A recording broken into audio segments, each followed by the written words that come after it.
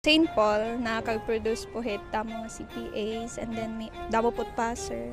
Pag may events, very organized, very prepared po. It's really tight to the point that it makes it suffocating for some students. Padayon paghimuhinda mo nga CPA sunod. Kay sunod sir kami kaya Papa G.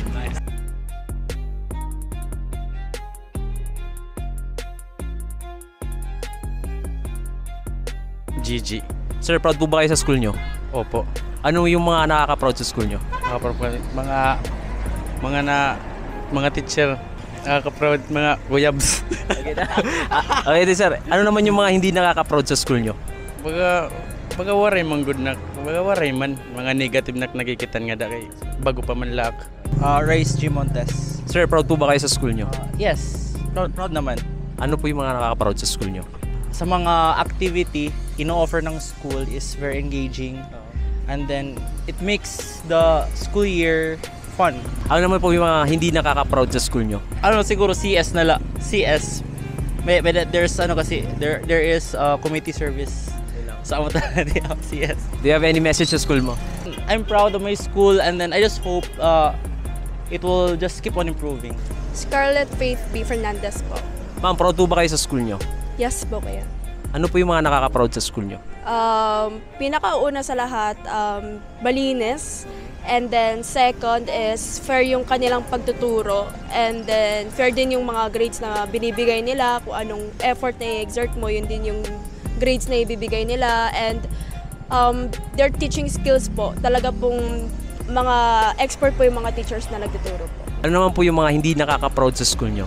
Wala po kasi ako maisip ko, pero like, I think po yung parang like, yung pag-manage lang po ng students. For example, i-guide sa mga for example, kapag may mga assembly, yun lang po yung Do you have any message na lang sa school mo? Maraming salamat sa pagtuturo sa mga estudyante at sa pag-inspire sa mga accountants mostly, and sa mga nag-board exam. Yeah, salamat din. Nadine po. Nadine po. Ma'am, proud po ba kayo sa school nyo? Bago pa lang po kasi kami, pero masasabi ko naman na magiging proud po ako sa school na to, since kilala itong school na isa sa pinakamabuti when it comes sa pag-aaral. Ano naman po yung mga nakaka-proud sa school nyo? Siguro base sa mga nakikita ko online, yung mga the way they teach here, at sa tingin ko po na yung mga students po talaga dito ay may matutunan po. Ano naman po yung mga hindi nakaka-proud sa school nyo? So far, wala pa po akong masasabi na walang nakaka-proud kasi bago pa lang po kami sa paaralan po. Do you have any message sa school mo? Message ko lang po na sana po na maging mabuti po sila sa amin, yung mga iba pong mag-aaral. Casey po. Jasmine. Ma'am, proud po ba kayo sa school nyo? Of course, yes. Ano po yung mga nakaka-proud sa school nyo? Kuan po kasi, St. Paul, nakakag-produce po hit mga CPAs, and then may double put passer. Opay put ko and quality of education. Ano naman yung mga hindi nakaka-proud sa school nyo? Ugido? Rumors? Wala. Like that. Worry po akong mayakan kasi always po ako proud. Pulinyan and proud. Any message sa school nyo? Kaya po kasi early. Early in klase. Gusto ko lang magkaroon ng a lot of new friends here kasi freshman lang. Hello po, I'm Hannah Leoderes. Hi, I'm Catherine Makatimpag. Ma'am, proud po ba kayo sa school nyo? Of course po, I'm very proud of this institution po. Same lang din. Yeah. Ano po yung mga nakaka-proud sa school nyo? Well, nakaka-proud po yung quality education, and of course, the administrators and the faculty, everything, even the Paulinian community po, nakaka-proud po. For me, additional lang. Yung mga events, may events, very organized, very prepared po. Ano naman po yung mga hindi nakaka-proud sa school nyo? Wala po. Wala pong hindi nakaka-proud. Sure? Yes po. Nandun po. So, any message na lang sa school nyo? Well, thank you, St. Paul's, for giving us quality education.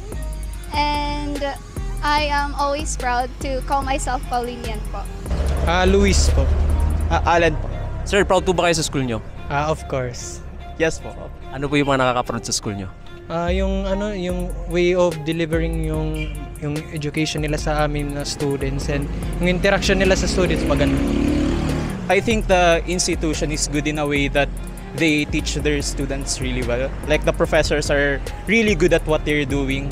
And I think that there are a lot of events also here that make school a better place for the students. So that's it. Ano naman po yung mga hindi nakaka-proud sa school nyo? Parang wala naman po akong napapansin na hindi ka pa proud dun. Maganda talaga yung school na para sa akin. For me, I want to be objective. There are times na parang yung school calendar ng school, parang it's really tight to the point that it makes it suffocating for some students kasi di ba may events tapos after that mag-exam ka agad. Ganon, parang that kind of thing makes it a little bit harder for the students to cope with. Any message na lang sa school nyo? Basta gusto ko pa magpatuloy dito like even after my education po currently dito po. Gusto ko lang in any way na parang connected po sa school. Gusto ko like instructor?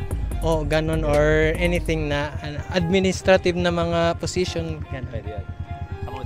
I'm very proud of our school so far and I hope that it will continue to develop for the benefit of the students, of course. Evan, Andre, Jeffer po. William. Sir, proud po ba kayo sa school nyo? Siyempre.